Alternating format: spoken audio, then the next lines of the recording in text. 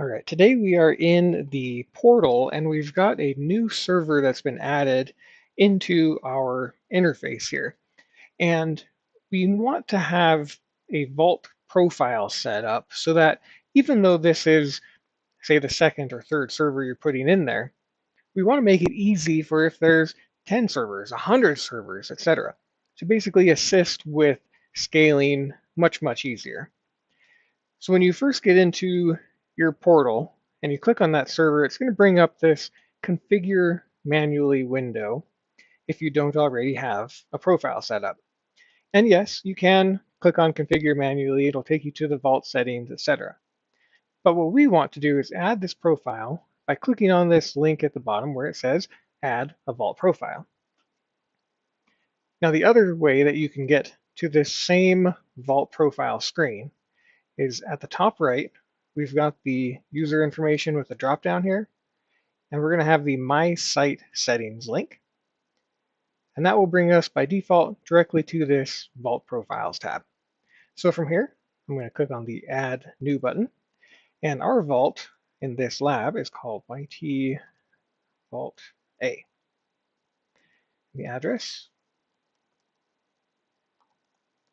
for my fictional company here, company.com. And I can just click on OK there.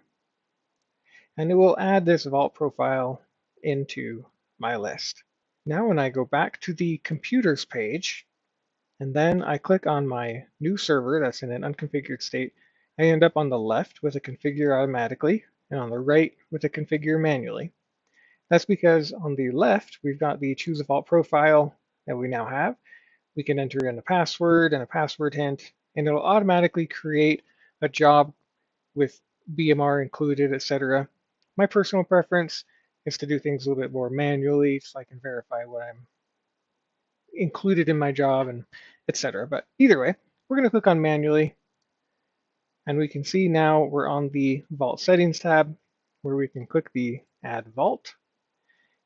And in our Vault Profile dropdown, we now have YT Vault A. That's going to automatically fill all of these fields here, and then we'll be able to click on Save. It'll register this new server to our vault, and we can see that it was successful here by the vault name, vault address, etc. And then we can go to the Jobs tab and continue on with our configuration of this agent. Go ahead and comment down below if you have any questions about the Vault profile and the setup or anything that needs clarification for it. I'll be glad to give an answer for you, and we'll catch you in another video. See you later.